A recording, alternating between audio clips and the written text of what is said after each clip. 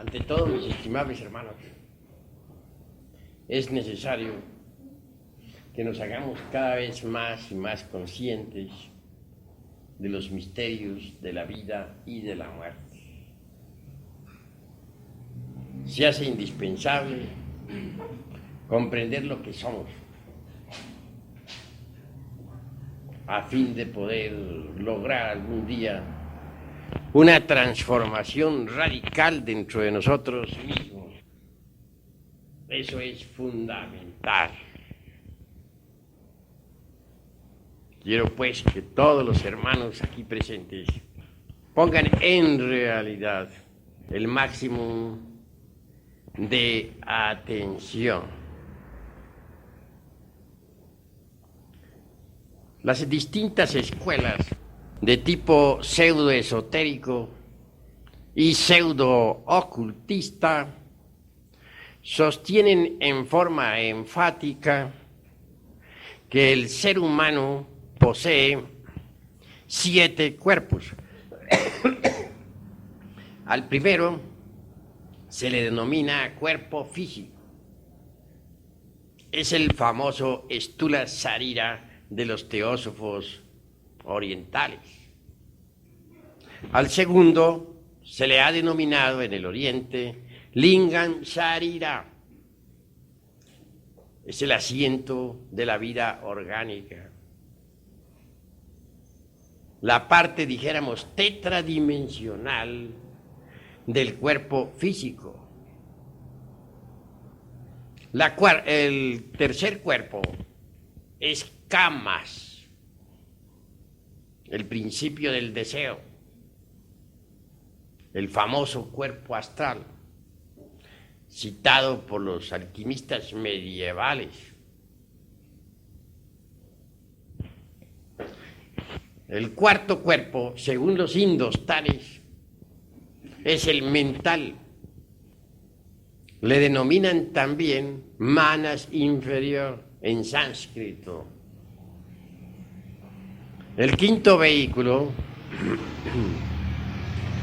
es el cuerpo causal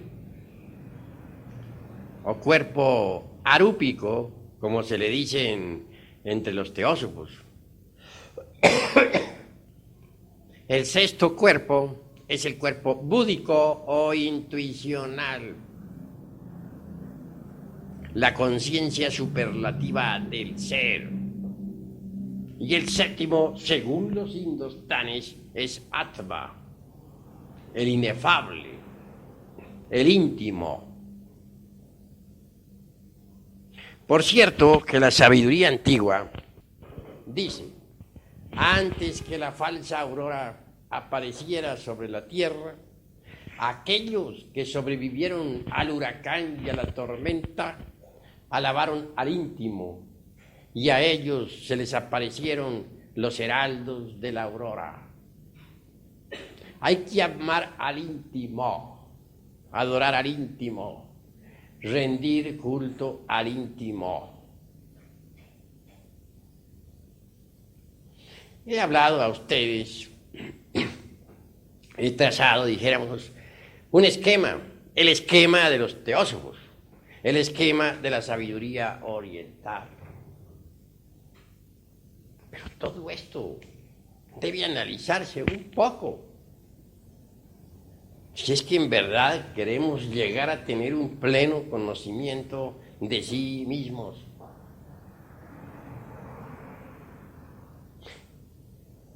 La cruda realidad de los hechos es que la clarividencia desarrollada le permite a uno saber algo más. Sin embargo, los teosofistas, yogis, pseudo-rosacrucistas y escuelas de tipo similar están perfectamente convencidas del septenario teosófico. De ninguna manera aceptarían el hecho concreto de que todavía no se posee esos cuerpos. Merece pues que esta cuestión sea debidamente analizada. En la escuela de Max Heindel se mencionan también los 7 cuerpos. Físico se le denomina sencillamente cuerpo físico. Al asiento de la vida orgánica se le llama cuerpo vital. Al principio del deseo, cuerpo astral. A la mente concreta, cuerpo mental. Al quinto cuerpo, cuerpo causal. Al sexto, cuerpo de la conciencia. Y el séptimo le dicen la chispa virginal. Cualquier escuela de esta época carickiana cree firmemente en el septenario teosófico. Repito, la clarividencia va mucho más lejos. Voy a comunicarles a ustedes personalmente el resultado de mis investigaciones, sin tener en cuenta para nada las afirmaciones de tipo teosofístico, pseudo-rosacrucista, etcétera, etcétera, etcétera. Bien saben ustedes, entre paréntesis, que existen múltiples escuelas. Y cada escuela tiene derecho a sostener sus tesis. Es obvio. Yo me apartaré por un momento de las escuelas para mencionarles a ustedes el resultado de mis investigaciones. Por sí mismo, he visto que los desencarnados que poseen cuerpo astral, obviamente también poseen una personalidad definida. Personalidad astral, claro. Personalidad que continúa después de la muerte.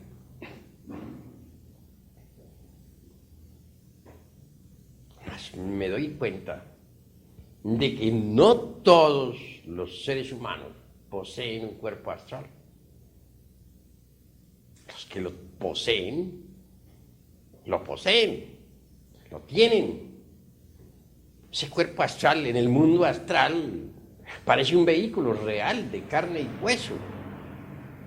Es un cuerpo definido, con sus órganos, con su fisiología, con su patología, con su ultrabiología, etc. Mas los que no poseen tal cuerpo, uno sabe en el mundo astral que no lo poseen, pues no lo tienen. Tales criaturas parecen meros fantasmas, sonambúlicos, moviéndose precisamente en la quinta dimensión, es decir, en la eternidad, en el astral. Claro, lo que estoy diciendo, en modo alguno podría ser comprobado por los sentidos de percepción externa. Estoy hablando algo que no cabe dentro del mundo de los 5 sentidos. Algo que solamente puede ser evidenciado, verificado en el mundo astral y con sentidos diferentes.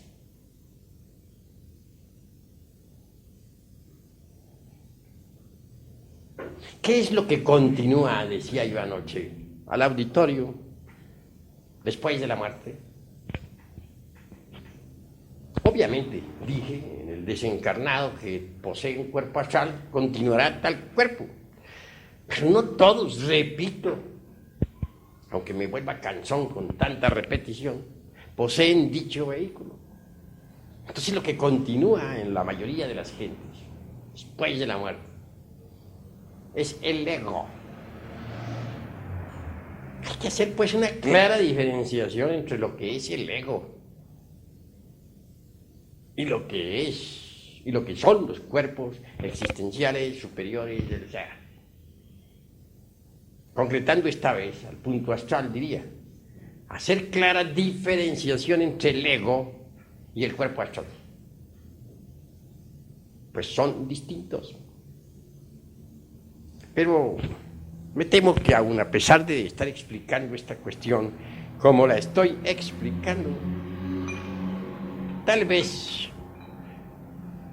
no he logrado o no haya logrado todavía que ustedes me vayan entendiendo completamente.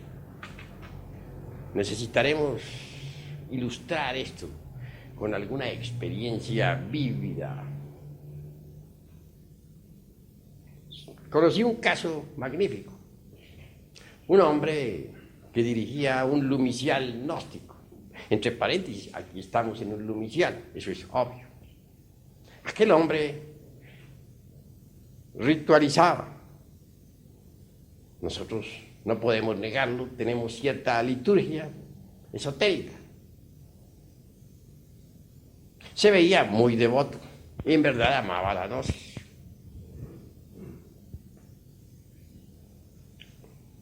Una vez que hubo desencarnado, me propuse investigarlo con las facultades supranormales en la quinta coordenada, es decir, en la quinta vertical. Este término de afirmaciones puede que moleste a los ignorantes ilustrar, pero ustedes son sinceros y están aquí para escucharme.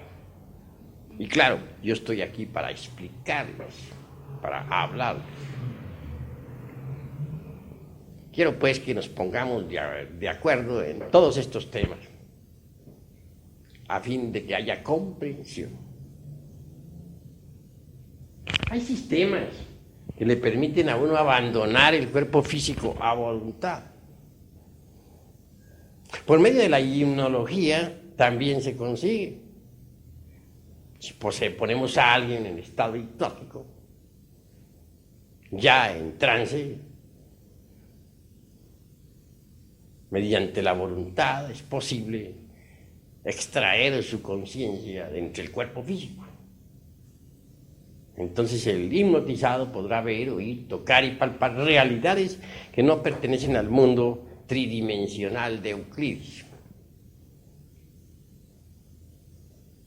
Mas, francamente, no utilizo el sistema de la hipnología por considerarlo demasiado residual, incipiente, ciencia apenas como para parvulitos.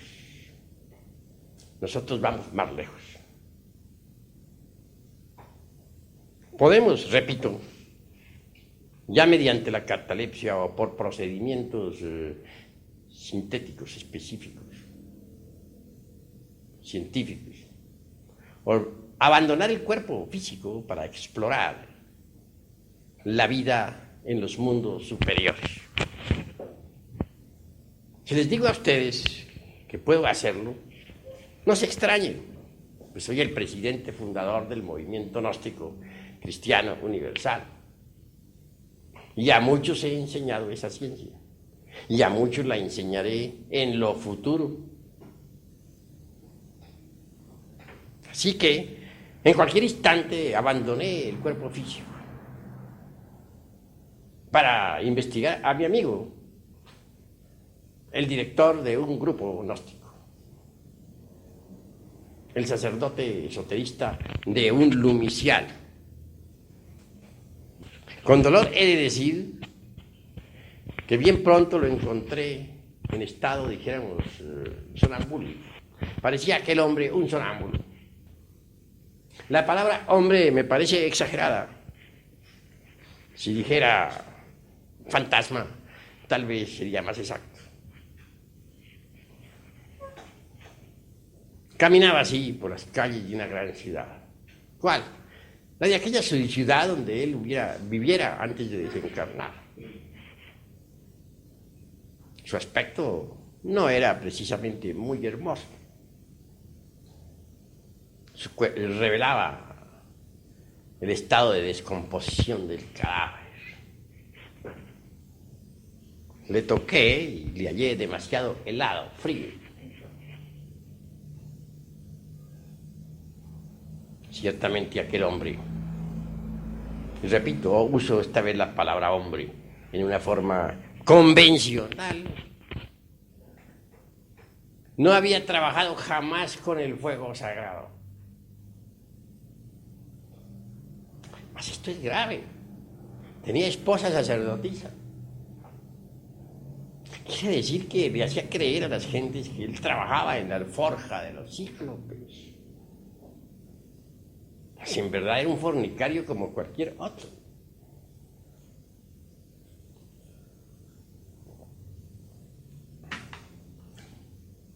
Está usted desencarnado, le dije. Su cuerpo físico ya murió, está en un sepulcro. Hágase consciente de esta realidad. Dijo, no, yo no estoy muerto, yo estoy vivo. Le dije, su cuerpo físico ya murió. Posible. Yo me siento igual. Bueno, hagamos un experimento. Mírese en un espejo. Pasábamos en ese instante, yo en mi cuerpo astral y él como fantasma.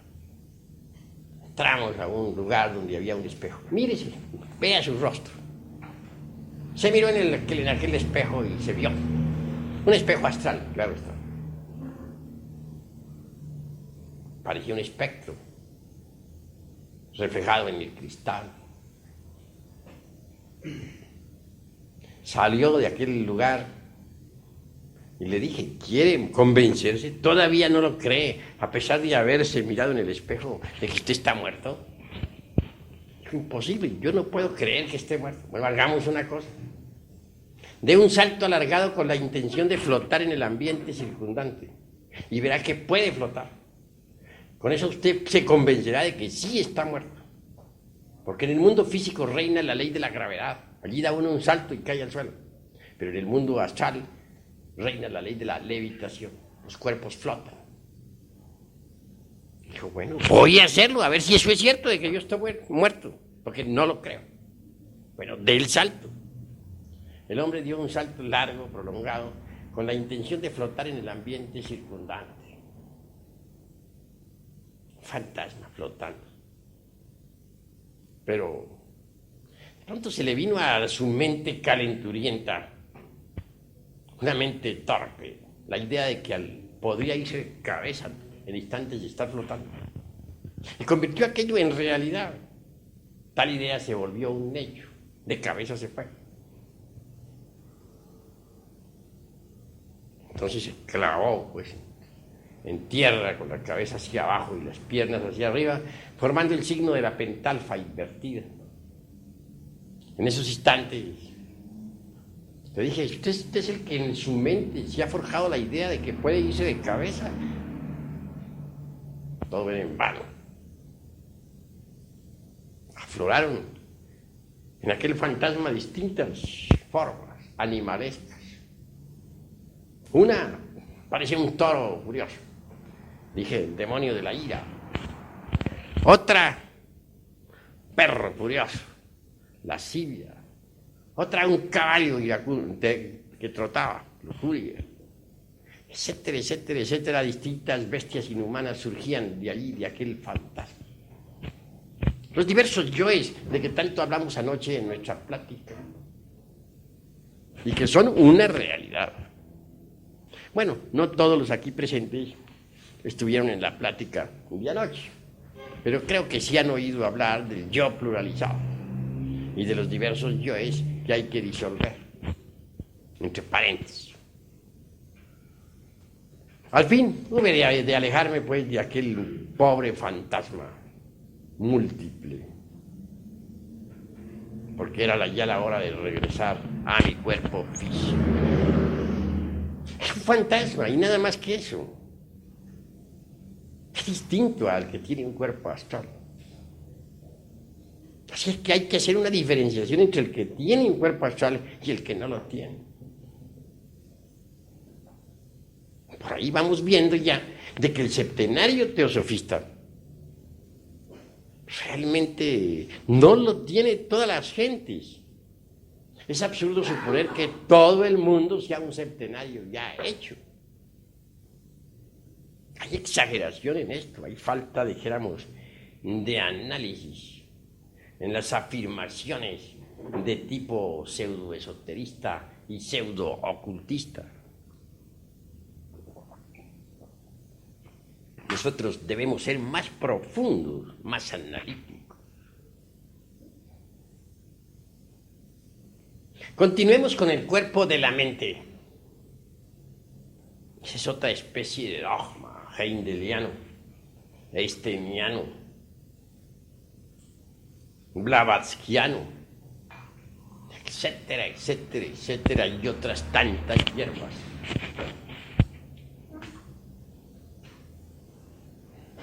Manas inferior, mente concreta. ¿Pero qué es esto? Vaya, vaya. ¿De dónde van a sacar todos los humanoides mente? Cuerpo mental. Están exagerando la cuestión. Yo no niego que los maestros de la fraternidad, de la luz interior, posean un cuerpo mental individual. Negarlo sería un absurdo. Pero tampoco afirmo que todos los humanoides que pueblan la faz de la Tierra ya posean el cuerpo mental. Que no se exageren las cosas. Las escuelas con personalidades kantianas de esta época no solamente ignoran, eso es lo más grave, sino además ignoran que ignoran. No solamente no saben, sino además ni siquiera saben que no saben. Y eso es doloroso. Mente individual. Ese es un lujo que muy pocos pueden hallar, que muy pocos pueden tener. Si hacemos reconsideraciones de fondo, podemos evidenciar por sí mismos que la mente que tenemos parece una veleta, gira de acuerdo con la onda. Hoy un pensamiento, al rato otro, tan pronto afirmamos como negamos, estamos llenos de terribles contradicciones. Si tuviéramos una mente individual, sería imposible que fuéramos tan paradójicos, que nos contradijéramos tanto a sí mismos, de momento en momento. Nosotros sabemos que nos contradecimos demasiado, pero nos las arreglamos, autoengañándonos, con el propósito de no parecernos locos a sí mismos. Siempre encontramos un justificativo o una evasiva para nuestras queridas justificaciones. Sí, es que como yo no había madurado bien esta idea, por eso pensé así, hoy pienso diferente. O es que ya analicé mejor la cosa y el negocio que pensaba hacer ya no lo hago. Etcétera, etcétera, etcétera. Siempre algún malabar hacemos con el entendimiento para autoengañarnos, pues no tenemos ganas de pensar que somos locos. Eso nos disgusta horriblemente. La realidad es que mente individual es muy difícil allá. Hay que fabricarla y la gente no la ha fabricado. Lo que tenemos son mentes y esto es diferente. Dentro de nuestra persona humana, si humana se puede llamar, entre paréntesis, cosa que pongo en tela de juicio, viven muchas personas de tipo psicológico. Observemos las contradicciones.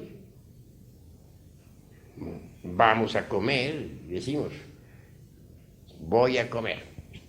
Mas de pronto nos asalta otra idea, nos asalta una idea que sale del yo del movimiento.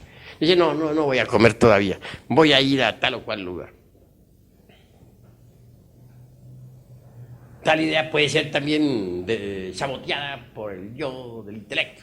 Y dice, pero bueno, ¿a qué voy a tal lugar? Mejor me siento a leer el periódico. Vean ustedes en riña 3 personas. La del estómago que quiere comer. La del movimiento que no quiere comer todavía. Y como tercera en conflicto, sale la del intelecto. Entonces quiere decir que dentro de nuestra persona psicológica existen muchas personas. Eso es obvio.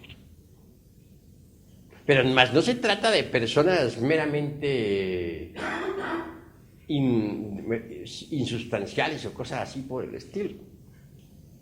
Son personas psicológicas con realidad, que existen en el espacio psicológico. Si aceptamos que existe un espacio tridimensional, debemos aceptar también que existe el espacio psicológico. Esto es incuestionable. Dicen que Jesús, el gran Kabir, sacó del cuerpo de María Magdalena 7 demonios. Indubitablemente se trata de los 7 pecados capitales: ira, codicia, lujuria, envidia, orgullo, pereza, gula, etcétera, etcétera, etcétera. Si multiplicamos esos 7 por otros 7 y otros tantos 7 más, llegaremos a la conclusión que dentro de nuestra persona existe legión. En el Evangelio, al poseso, a quien Jesús se dirigiera, exclamó: mi nombre es Legión. El nombre de cada uno de nosotros es también Legión. Somos Legión. Así lo dice el Evangelio. Yo lo repito porque así es. Legión, pero ¿legión de qué? ¿De demonios? Obviamente que sí. Pero no somos unos santitos. ¿Quién podría negar que dentro de nosotros existen los 7 pecados capitales y otros más? Ya Virgilio, el poeta de Mantua, en la Divina Comedia, en la Eneida, obra extraordinaria del clasicismo latino, dijo: aunque tuviéramos 1000 bocas para hablar y paladar de acero, no alcanzaríamos a enumerar cabalmente todos nuestros defectos psicológicos. Así pues, que no somos precisamente unas mansas ovejas, ¿verdad? Cada uno de esos demonios que dentro llevamos tiene su propia mente. Entonces, tenemos muchas mentes. Eso es indubitable.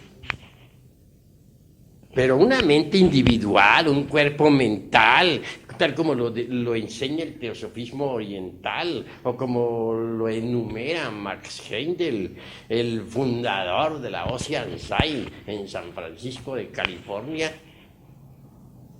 No, la humanidad actual no la tiene. Pero ¿en qué me baso yo para estar haciendo estas afirmaciones tan enfáticas a un auditorio aquí tan respetable? No pienso que ustedes crean que estoy haciendo, dijéramos, afirmaciones dogmáticas. Pues hay en muchos de ustedes sinceridad. Y en modo alguno me gustaría el dogmaticismo, pues es absurdo en un 100%. ¿En qué me baso, pues, para hacer este tipo de afirmación?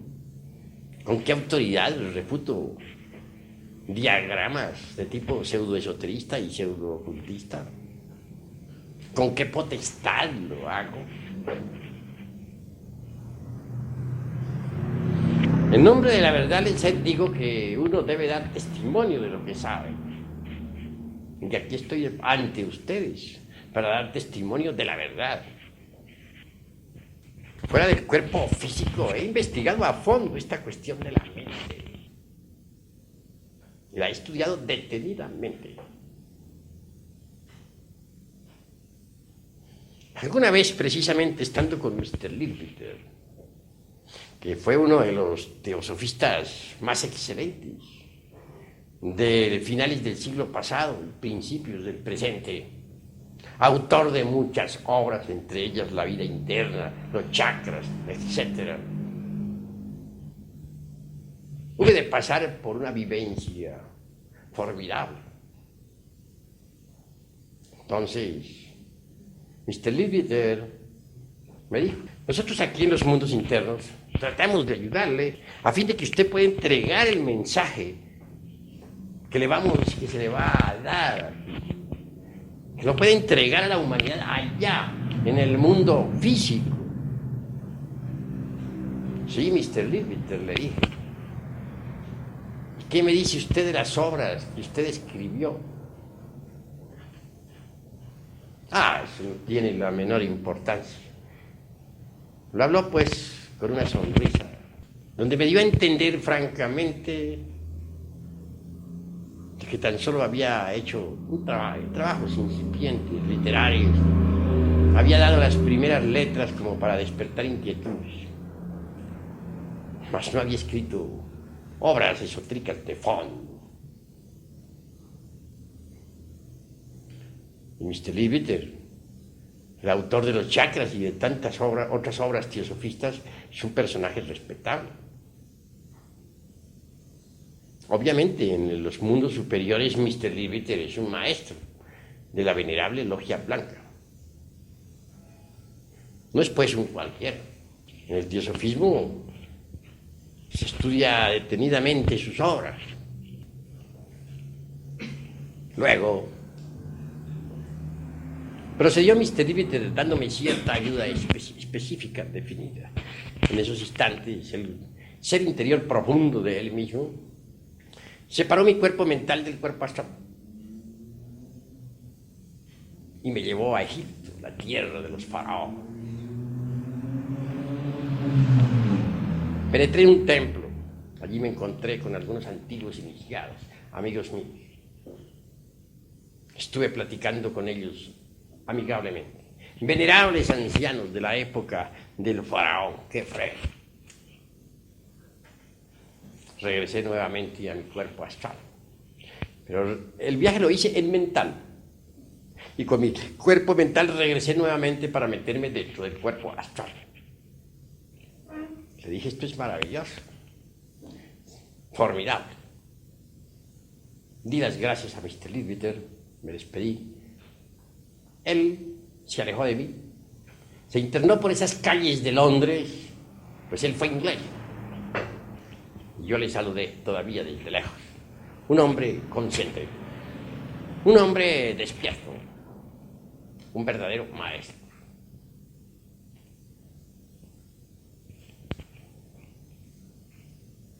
Entonces me dije, ¿por qué las gentes creerán que tienen cuerpo mental?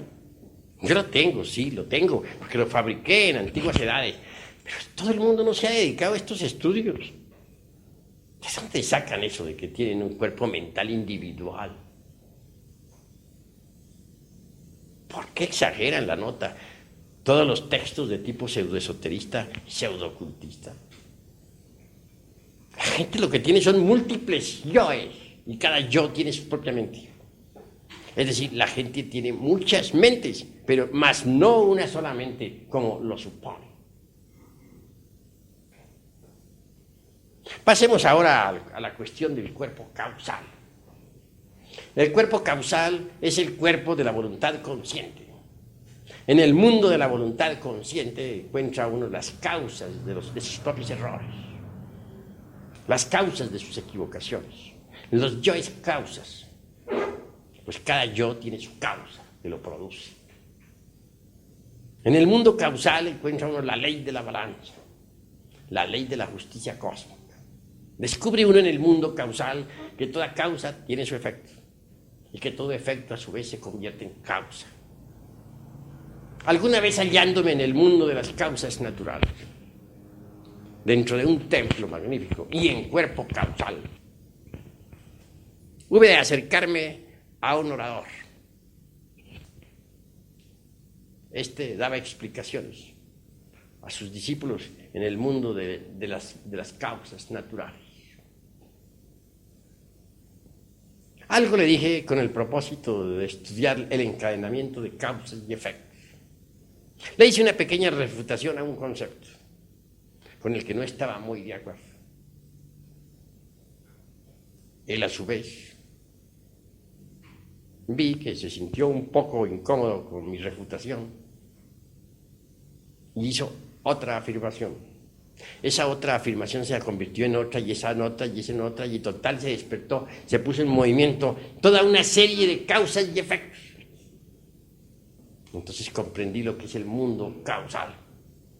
Allí se encuentra uno con los maestros del karma. Ellos viven en el mundo de las causas naturales. Pues no todos poseen un cuerpo causal. Descubre uno en el mundo de las causas naturales millones de criaturas. ¿Sí? Dijéramos, el alma humana de millones de personas. Cada persona tiene su parte anímica o humana en el mundo de las causas naturales. Pero esas almitas, perdóneseme el disminutivo, que lo hago intencional, con un propósito definido, no se han desarrollado todavía. No poseen, propiamente dicho, el cuerpo de las causas naturales, el cuerpo causal. No han adquirido la estatura del hombre causal. Si dijera que esas almitas son fantasmas causales, daría una pálida idea. Muy lejana, por cierto, de lo real. Porque no podríamos denominar en modo alguno fantasmas a las almas causales. Pues son criaturas muy reales. Pero tampoco han alcanzado tales criaturas el estado aquel del hombre causal. El hombre causal es el hombre causal. El hombre causal es quien posee un cuerpo causal, quien lo ha fabricado. Un hombre causal vive allí como hombre de verdad, no como un simple elemento, sino como un hombre. Tiene una personalidad completamente definida, la personalidad causal.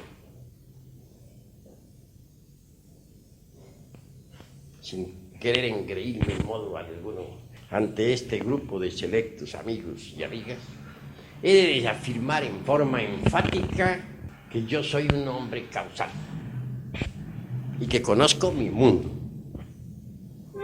que tengo mi centro de gravedad establecido en el mundo causal. Desde esa región me he proyectado aquí ante ustedes para platicar, para enseñar. Desde esa región me proyecto al mundo astral para trabajar, o al mundo de la mente, cuando es necesario. Así pues, ¿qué? Doy testimonio de lo que es, sin importarme que las gentes crean o no crean. El septenario teosofista realmente no es para todos. Uno tiene que fabricar esos cuerpos, astral, mental, causal, para poder convertirse en hombre de verdad, en hombre causal. Solo un hombre real puede recibir los principios anímicos y espirituales, o étnicos, el neuma de los gnósticos, espíritu, para convertirse en hombre. Pero el que no ha fabricado tales cuerpos no es hombre. Estoy haciendo una afirmación bastante espinosa. Ustedes me toleran, porque son personas simpáticas. Tal vez, si hablara en la plaza pública y le dijera a las gentes esta verdad, podría ser apedreado, como Esteban, o lapidado allá en la tierra de los moros, como Raimundo Lulio, el gran alquimista medieval. Para ser hombre, repito, es condición básica crear los cuerpos existenciales superiores del ser. Ustedes no poseen tales cuerpos, mas sí poseen los gérmenes para los mismos.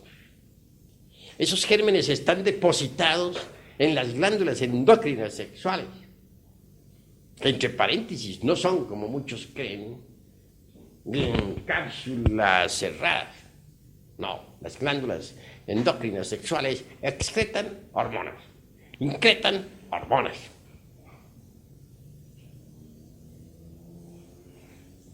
Avanzando por este camino, diremos que el Sol está haciendo un gigantesco experimento. en el laboratorio mismo de la naturaleza. El experimento del Sol consiste precisamente en crear hombres solares. Difícil experimento. En la época de Abraham, el profeta, hubo bastantes creaciones.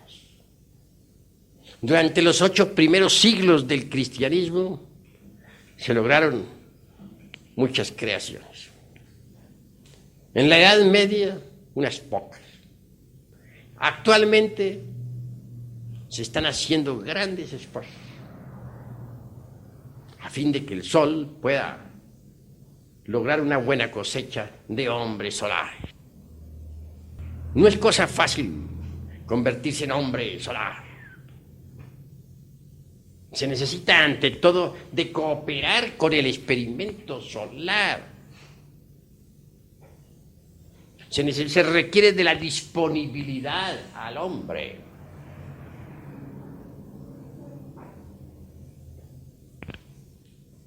Solo así tales gérmenes podrían desarrollarse. No aseguramos que en todos los casos dichos gérmenes se desarrollen. Lo normal es que se pierdan. Mas si cooperamos con el Sol, podremos lograr tal desarrollo. Ahí está el germen para el cuerpo astral. En esas glándulas endócrinas del sexo está el germen de la mente y el germen del causal. Pero para que estos gérmenes puedan desarrollarse, se necesita de tierra fértil. Obviamente, si el terreno es fértil, los gérmenes germinarán. Mas si no lo es, se perderán. Si experimentamos con glándulas, dañamos el terreno para el desarrollo de los gérmenes. Los trasplantes glandulares, los experimentos con diversas hormonas, los ensayos con tiroxina, etcétera, etcétera, etcétera, indubitablemente alteran el terreno humano, el cuerpo orgánico, impidiendo la germinación de tal simiente. Y esto es gravísimo. Sin embargo, los científicos están convencidos de su ciencia. Creen que los trasplantes, los ensayos con hormonas, los cambios de glándulas por glándulas de mono, etcétera, etcétera, etcétera, son un gran adelanto, lo cual en el fondo resulta risible y muy falso. Bien sabemos nosotros lo que son las hormigas. Uno se admira cuando observa un palacio de hormigas. ¡Qué organización tan perfecta! Lo único que siente uno un poco de dolor es al saber que todo aquello se hace automáticamente. No hay duda de que en un pasado antiquísimo, que deviene por allá de la época primaria y secundaria, las hormigas fueron una raza humana.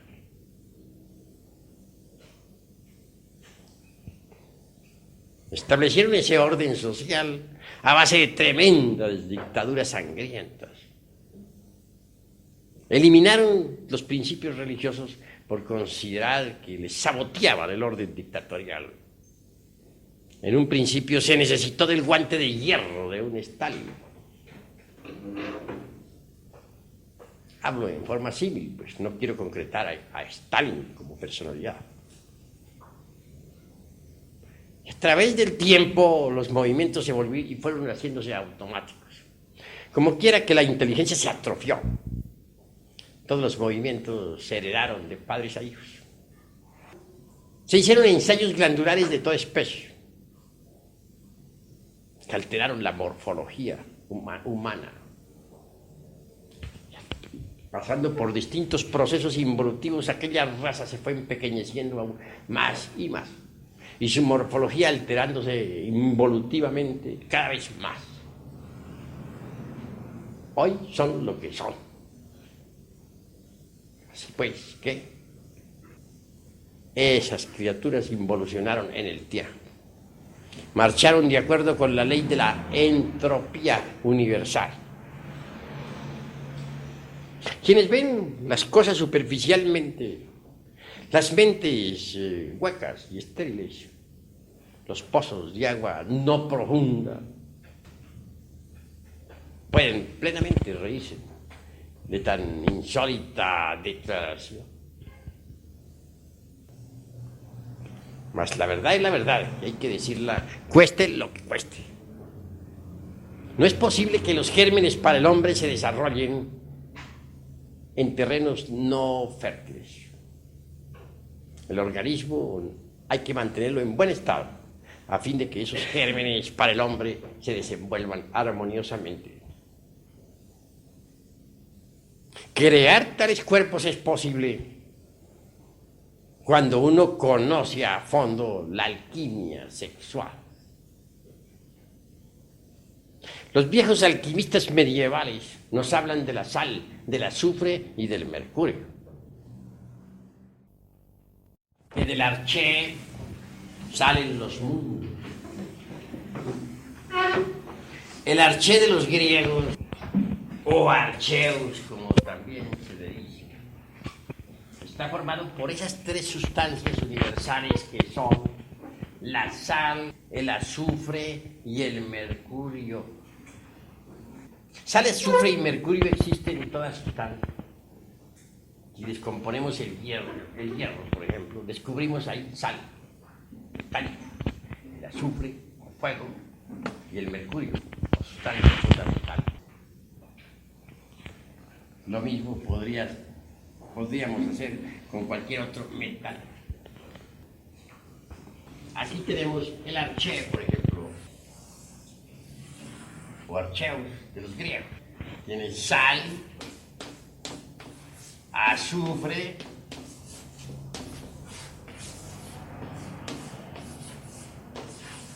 mercurio,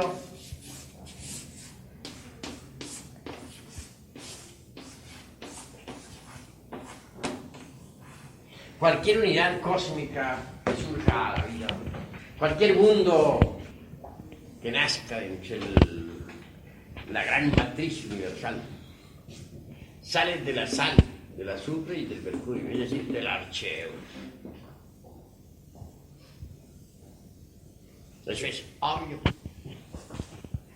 Mas si tenemos en cuenta que tal como es arriba, es abajo, que lo microcósmico es similar a lo macrocósmico, entonces decimos lo siguiente. Si queremos fabricar dentro de los cuerpos existenciales superiores del ser dentro de cada uno de nosotros, se necesita fabricar también otro archeo, pero un archeo propio, individual, formado con sal, azufre,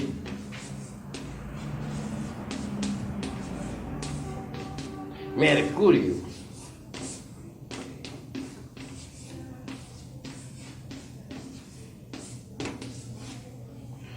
porque tal como es arriba, es abajo. Tal como es abajo, es arriba. Queremos tener los cuerpos astral, mental y causal, fabriquemos el arché dentro de nosotros mismos. ¿Quiere la inteligencia universal crear un nuevo sistema solar? Tiene que fabricar el arché allá arriba, en el espacio interplanetario. Tal como es arriba, es abajo.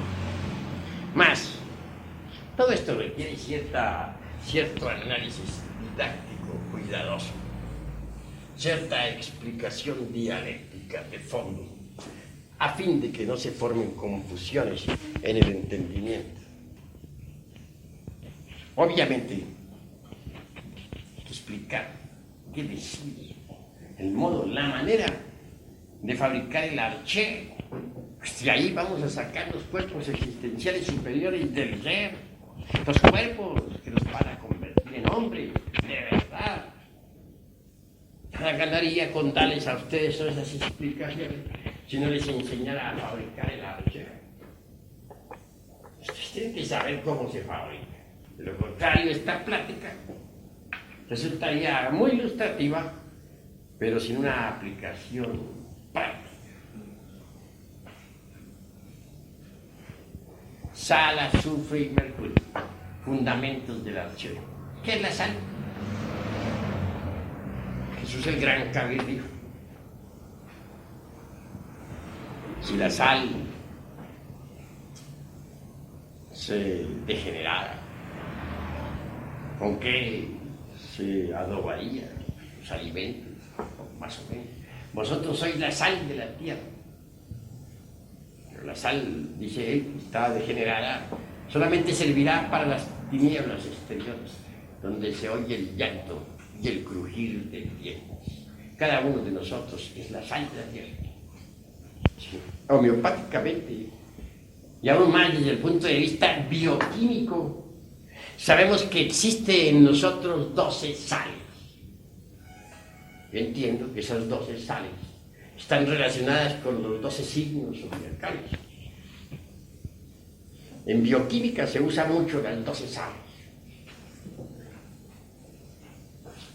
Bien, entonces nuestro cuerpo humano, en el fondo, tiene por base la sal como sustancia fundamental.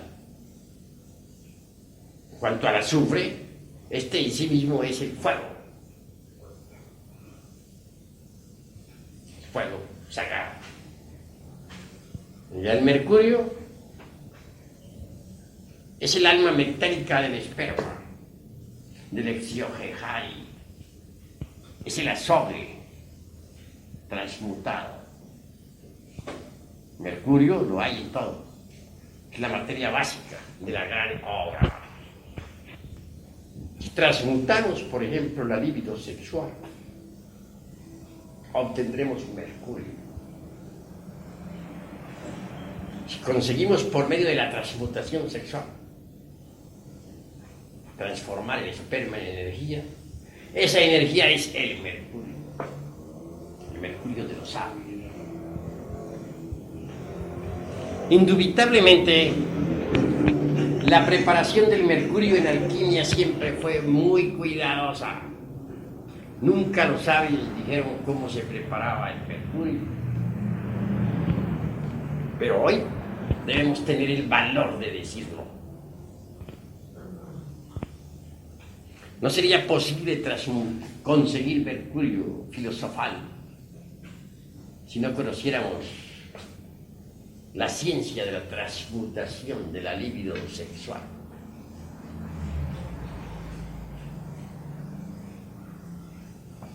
El fundamento de la transmutación está en el arcano AZF. Dicho arcano está depositado entre los tesoros mismos del Aryavarta Hasra.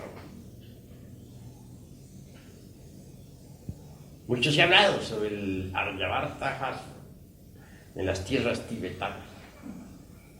Obviamente, ahí está el tesoro. Se conserva siempre en secreto el arcano AZF. Sabe enseñar aquí claramente tal arcano sin escandalizar a nadie. Diré únicamente que lo básico sería lograr la conexión del Lingam Yoni sin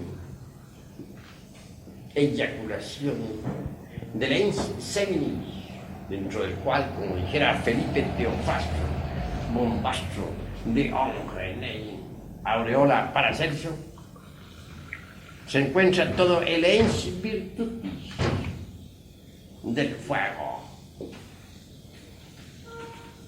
El lingam, como órgano generador, es el phallus griego. Cuanto al yoni, órgano femenino, está representado siempre por la urna sagrada de los grandes misterios, por el santo grial, por la copa de plata de Benjamín, por el vaso de Hermes Trismegisto, etc. En la India, Shiva, como tercer lobo, tiene hermosos atributos. Bien sabemos lo que son los atributos de Shiva, o sus símbolos fundamentales. El lingam negro embutido en el yoni metálico.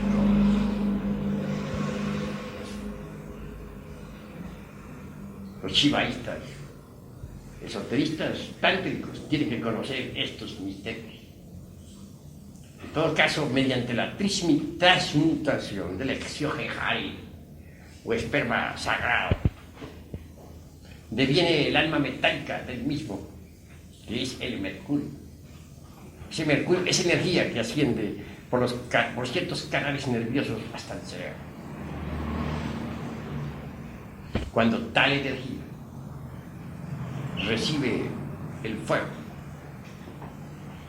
cuando es alimentada por el azufre, el exiohejari se crea inevitablemente. Digo, el arché se crea inevitablemente. De manera que el mercurio debe ser ejecutado por el azufre, el fuego sagrado del Espíritu Santo de nosotros. Y las operaciones del fuego y del azufre y del mercurio sobre la sal, queda formado el exiohejari.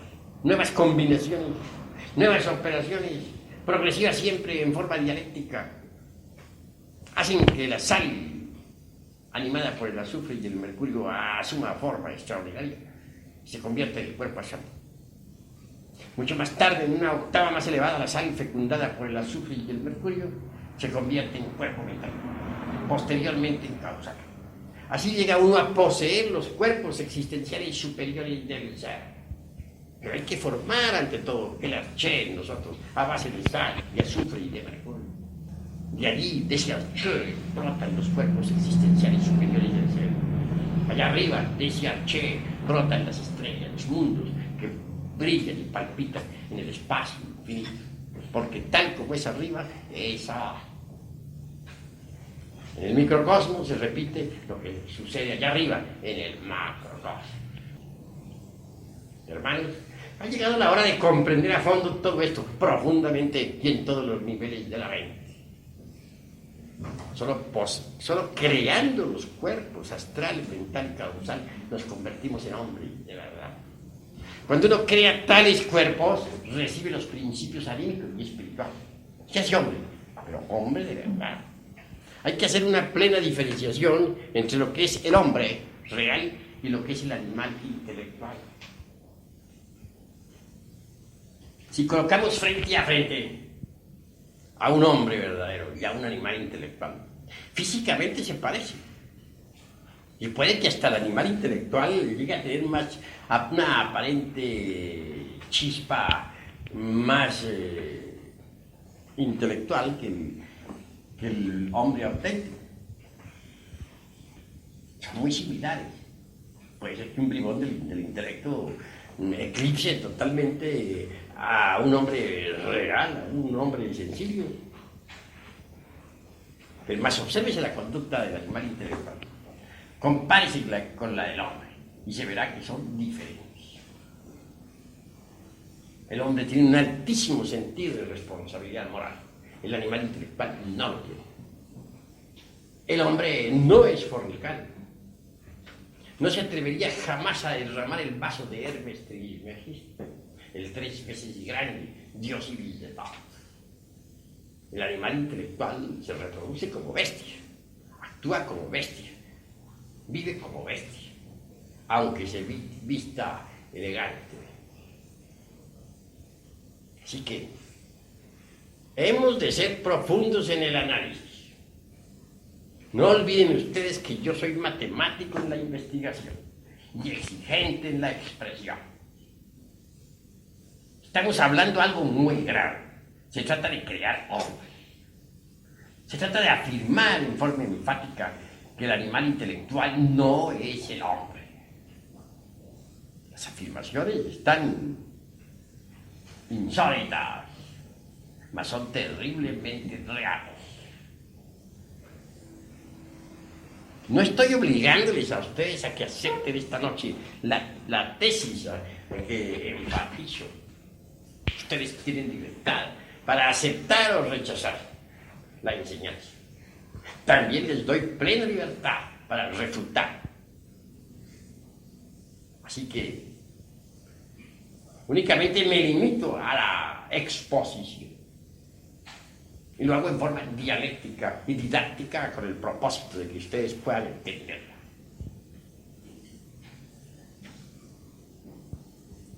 Las escuelas de tipo pseudoesotérico y pseudoocultista obviamente están haciendo afirmaciones falsas.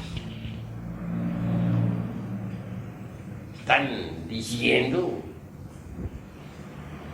que todo el mundo tiene el septenario teosófico. Es decir, están afirmando que todos son hombres, lo cual no es cierto. Más vale decir la verdad y no llevar a otros por el camino de la mentira, de la falsedad. La verdad duele, sí, duele mucho, pero hay que decirlo. Por eso el dicho vulgar afirma: la verdad no peca, pero incomoda. ¿Están ustedes seguros de que ya son hombres? ¿En qué se fundamentarían ustedes para semejante creencia? ¿Cuáles serían los basamentos sobre los que podrían sustentar su tesis? Es mejor que analicemos estas cosas a fin de que nos hagamos más conscientes de lo que somos. Haciendo un inventario real de lo que nos sobra y de lo que nos falta, podremos trabajar sobre sí mismos y cambiar radicalmente. Más, digo también que no bastaría crear únicamente los cuerpos existenciales superiores del ser para convertirnos en hombres. Hay necesidad de algo más.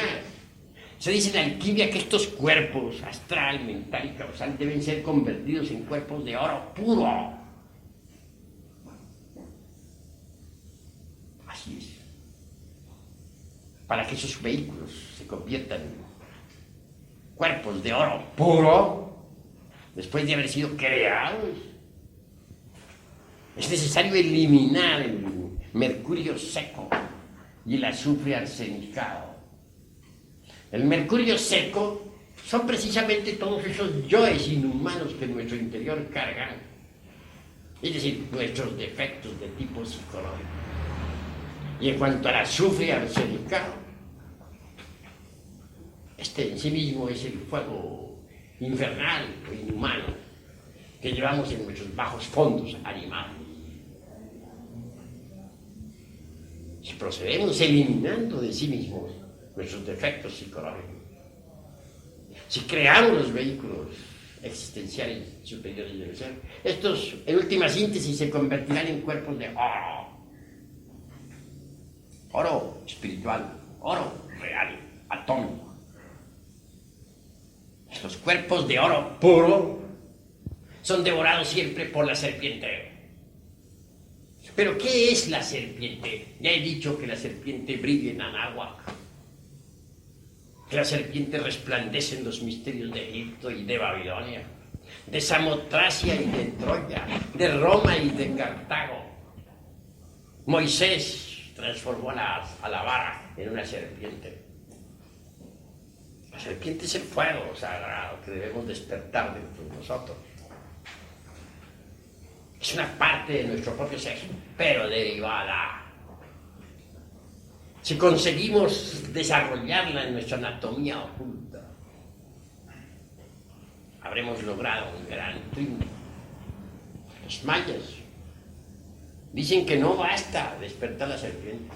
Afirman que es necesario ser devorados por la serpiente para convertirnos en serpientes. Hace poco estuve en Yucatán y pude evidenciar esas afirmaciones mayas escritas en piedra. Allí vi un gran templo. Lo interesante de aquel templo es que había una serpiente en piedra, enorme, gigantesca. Y dentro de la misma, dentro de sus fauces, aparecía un hombre. La cabeza de un hombre. La serpiente se lo había devorado. Los hindustanes nos hablan de Kundalini Shakti, la serpiente ígnea de nuestros mágicos poderes. Desarrollarla es indispensable para gozar de las facultades trascendentales y trascendentes del ser. Mas eso no es todo. Necesitamos ser devorados por la serpiente. Solo así podemos gozar de los poderes de la serpiente. Botán, un gran iniciado del México antiguo, dijo: yo entré por un camino que es el camino de las serpientes, y pude entrar por ahí hasta el interior de la tierra porque yo también soy una serpiente. Botán era una serpiente. En tanto nosotros no nos hayamos convertido en serpientes, nada somos. Somos míseras criaturas arrastradas por el viento. Nada valemos. Necesitamos transformarnos, y esto solamente es posible convirtiéndonos en serpientes. Mucho más tarde a la serpiente se la devora el águila. El águila del espíritu, el lobo. Y entonces nos transformamos aún más. Nos convertimos en la serpiente emplumada, como nuestro Señor Quetzalcóatl. La serpiente emplumada no solamente la tenemos aquí en nuestro querido México, también existe en el Tíbet, en el Tíbet oriental y en la India. Aquel que se convierte en hombre debe unirse, integrarse con la divinidad. En un códice de Anáhuac encontré una afirmación simbólica extraordinaria. Dice: los dioses crearon a los hombres de madera, y después de haberlos creado, los fusionaron con la divinidad. Luego añade: no todos los hombres logran fusionarse con la divinidad. De manera, pues, que primero hay que crear al hombre. El hombre no existe todavía, hay que crearlo. Y después de haberlo creado, hay necesidad de integrarlo, de fusionarlo con la divinidad. Mas no todos logran fusionarse con la divinidad. Si uno no lo logra, se convertirá en un Hanashmusen con doble centro de gravedad, en un aborto de la madre costa, en un fracaso. No se logra la integración con lo divinal cuando no se elimina el mercurio seco de los árboles. Es decir, cuando no destruye uno sus defectos psicológicos. Hanashmusen con doble centro de gravedad tiene dos personalidades completamente definidas: la angélica y la diabólica. Personaje así inevitablemente tendrá que ingresar al Mixtlán y a Anáhuac, es decir, a los mundos infiernos, para involucionar en el tiempo hasta convertirse en polvareda cósmica. Solo por las puertas de la muerte segunda podrá una criatura así ser salvada, porque la esencia en semejantes condiciones, después de la muerte segunda, quedará liberada para ingresar en los paraísos elementales de la naturaleza e iniciar nuevos procesos evolutivos. Así pues, estamos ante el dilema del ser y del no ser de la filosofía. O nos transformamos o no nos transformamos. Si queremos transformarnos, tenemos que aprender a transmutar el esperma en energía sagrada para convertirnos en hombres. Y si no procedemos así, entonces involucionaremos en el Mixtlán. Estamos ante el dilema del ser y del no ser de la filosofía. Y no podemos dar un paso atrás y estaremos perdidos. Las escuelas de tipo pseudoesoterista y pseudo-ocultista que tanto énfasis hacen sobre el dogma aquel de la evolución no sirven para nada. Ni la evolución, ni su hermana gemela la involución van a llevarnos a nosotros a la liberación final. La evolución existe en el grano que germina, en la planta que crece, en el árbol que al fin da fruto. Involución existe en todo lo que decrece, degenera y muere. Hay evolución en el feto que se desarrolla dentro del vientre materno. Hay evolución en la criatura que surge a la existencia. Hay evolución en el joven, vibrante y activo. Hay involución en el anciano, que entra en estado de decrepitud y al fin muere. Las leyes de la evolución y de la involución son leyes completamente mecánicas, que nada tienen que ver con la liberación final. Nosotros necesitamos meternos por la senda de la revolución de la conciencia, por la senda del superhombre, por la senda de la revolución en marcha, por la senda del Cristo rojo. Ese es el camino que puede conducirnos a la autorrealización íntima del ser. Jesús, el gran maestro, dijo: angosto es el camino y estrecha la puerta que conduce a la luz. Mas muy pocos son los que lo hallan. Así pues, el camino de la revolución de la conciencia se aparta de la rueda fatal de la evolución y de la involución. Es el camino de la alquimia, es el camino de la disolución del ego, es el camino del sacrificio por la humanidad. En vez de meternos dentro de los temas bastante confusos, de enjundioso contenido relacionados con el dogma aquel de la evolución, más vale que transmutemos el esperma en energía creadora. Solo así un día podremos desarrollar en nosotros los gérmenes para convertirnos en hombres. Eso es lo fundamental. Hasta aquí mis palabras de esta noche. Si hay alguno de ustedes que tenga algo que preguntar, bien puede hacerlo con la más entera libertad. Tiene la palabra. Quisiera que tuvieran la bondad de explicarnos lo de Cristo rojo. Con mucho gusto daré la explicación sobre el Cristo rojo. Antes hablaré sobre el Cristo blanco.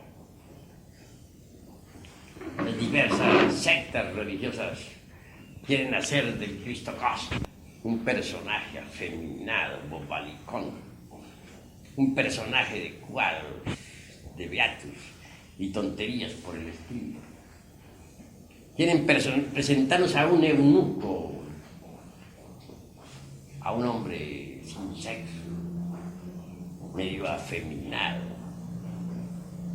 lo cual es absurdo en un 100%. Porque si quieren con ello referirse al Cristo histórico, a Jesús el Gran Kabir, están perfectamente equivocados.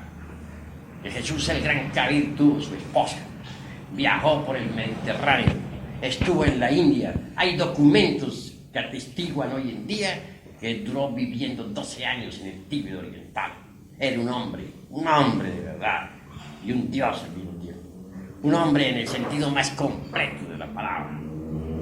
Después de muchos viajes regresó a la Tierra Santa para cumplirla con la misión que se le encomendara, cual fuera el abrir el camino de la iniciación públicamente para todos los seres humanos. Así pues, no coincide las afirmaciones de las gentes ultramodernas con la realidad del Cristo histórico. Mas no pensemos exclusivamente en el Cristo histórico. Pensemos ahora en el Cristo íntimo, el Cristo de perfección, que hay que buscar dentro de nosotros mismos, aquí y ahora. El Cristo íntimo es lo que cuenta. Él tiene que nacer en nosotros. cuando lo hayamos merecido, cuando hayamos creado los cuerpos existenciales superiores del ser mediante la alquimia sexual. La historia dice que nació en Belén, cuando la aldea de Belén en aquella época no existía. Si examinamos a la luz de la etimología la cuestión Belén, descubriremos lo siguiente. Bel es un término caldeo que nos recuerda a la Torre del Fuego. Y la aldea de Belén no existía en épocas del Gran Cabir, según lo atestiguan las cronologías más antiguas. Así pues, es simbólico aquello de que nació en Belén. Ven la Torre del Fuego. La torre está aquí, en la cabeza humana. Y el templo es todo el cuerpo. El Cristo íntimo, el Jesucristo interior debe nacer en la torre de Belén, es decir, dentro de nosotros mismos, aquí y ahora. Y eso es lo que cuenta, porque aunque Cristo haya nacido en Belén, como decía cierto poeta por ahí, de nada serviría eso si no nace en nuestro corazón también. Y aunque hubiera muerto y resucitado en la Tierra Santa, de nada serviría eso si no muere y resucita en nosotros también. Yendo más al fondo, el Cristo íntimo nos ayudará en la eliminación de los elementos indeseables que en nuestro interior cargamos. Las multitudes, aquellas que gritaran crucifixia, crucifixia en la Tierra Santa, están dentro de nosotros mismos, aquí y ahora. Son esa multiplicidad de yoes indeseables que personifican a nuestros errores. En cuanto a los 3 traidores que llevaron al mártir al Calvario, también viven en cada uno de nosotros. Judas es el demonio del deseo, que cambia al maestro secreto por todos los placeres de la tierra, que lo vende por 30 monedas de plata, símbolo de las pasiones. Pilatos es el demonio de la mente, que para todos los errores se encuentra siempre una justificación, una evasiva. Caifás es el demonio de la mala voluntad, el sacerdote que prostituye el altar, que vende los sacramentos, que fornica con las devotas. Sacerdotes así los hubo en mucho tiempo. Los hubo en Babilonia, los hubo en Roma, etcétera, etcétera, etcétera. Al hablar de sacerdotes no me refiero exclusivamente y en forma enfática a tal o cual secta religiosa. Yo sé respetar las sectas. No, hablo del sacerdocio en forma mundial. Y hay muchas formas de sacerdocio. En todo caso, el Cristo íntimo pone al sacerdote como pastor a apacentar sus ovejas. Si este vende los sacramentos o prostituye el altar, se convierte en Caifás.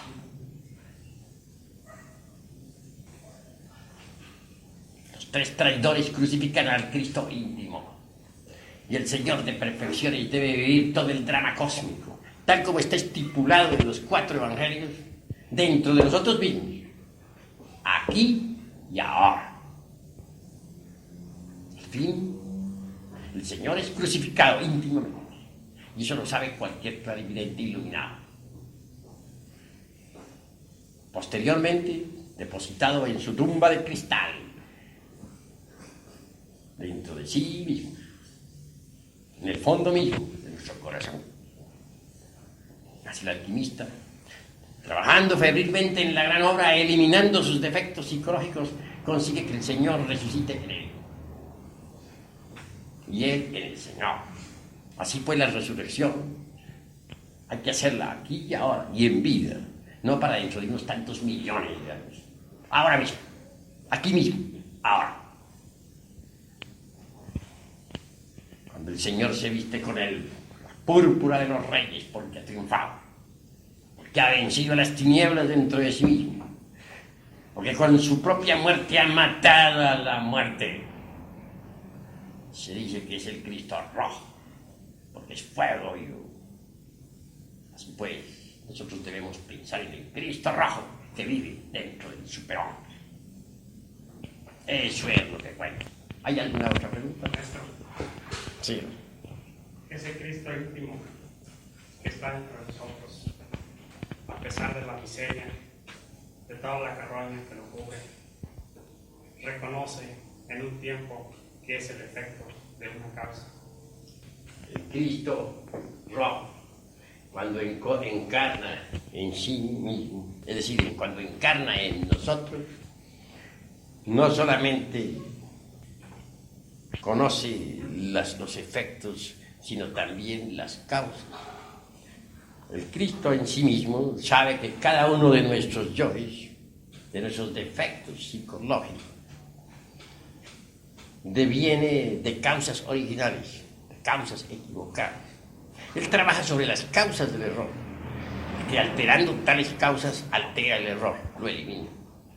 Si no se trabajara sobre la causa, el efecto no desaparecería. Él trabaja sobre las causas para poder eliminar los efectos equivocados. Así es como el Cristo rojo nos libera. Pero no pensemos que el Cristo es efecto. Bien sabemos nosotros que el Cristo en sí mismo está más allá de las causas y de los efectos. Él es lo que siempre ha sido y lo que siempre será. Distingamos claramente entre el orden causativo, entre la armonía de causas y efectos, entre la concatenación o eslabonamiento y lo que es el Cristo. Ahí no lo podemos considerar como efecto ni la causa. El Cristo es el Cristo, es el INRI, es el abrazo de los antiguos gnósticos, es el fuego devorador del universo, es la asignatura astral del fuego, es el fuego del fuego, es la llama de la llama, no es efecto de ninguna causa. Es lo que siempre ha sido y lo que siempre será. Es la vida que palpita en cada átomo como palpita en cada sol. ¿Alguno de ustedes tiene otra pregunta más? Quisiera que me explicara, por favor, cuál es la relación existente entre cuerpo existencial y cuerpo solar. Los cuerpos existenciales superiores del ser son los mismos cuerpos solares. No hay ninguna diferencia, son los mismos. Bien podemos denominar los cuerpos solares o bien podemos denominar los cuerpos existenciales. Es lo mismo, no hay ninguna diferencia. ¿Alguna otra pregunta? Los que no estén de acuerdo con estas afirmaciones insólitas tienen también derecho a refutar, siempre y cuando lo hagan dialécticamente. Maestro, la chispa que existe en cada uno de nosotros es una emanación del gran todo. Pues la chispa virginal en sí misma incuestionablemente deviene de la gran hoguera, de la gran llama. Es una emanación, dijéramos, del eterno Padre Cósmico común. Hagamos una plena discriminación o diferenciación entre A Elohim y Elohim. Elohim está formado por el ejército de la voz, por la gran palabra, por el Oxegahore. Elohim es el andrógeno divino, o los andrógenos de los divinos. Porque Elohim en sí mismo es una palabra que significa diosas y dioses. Bien sabemos que los Elohim son andrógenos inefable. Es el ejército de la voz, es el verbo de San Juan, es la chispa virginal dentro de cada uno de nosotros. Todo el conjunto del ejército de la palabra es el demiurgo creador, o logos manifestado. Pero debemos también entender que este logos manifestado, este ejército de la palabra, la chispa divina que en el fondo de nuestra conciencia mora, deviene originalmente de A Elohim, es decir, de la divinidad incognoscible e inmanifestada, del eterno Padre Cósmico común. Así pues, Elohim viene de A Elohim. A Elohim es la seidad todopoderosa, la seidad cósmica, que está más allá del cosmos. La seidad incognoscible e inmanifestada, que nadie podría burilar, cincelar, alegorizar de ninguna manera. Nosotros podemos alegorizar a Elohim, Tenemos derecho a simbolizar a Elohim, pero no podíamos burilar, ni cincelar, ni alegorizar, ni simbolizar en ninguna forma a Elohim, es decir, a la seidad inmanifestada e inconocible. Eso es todo.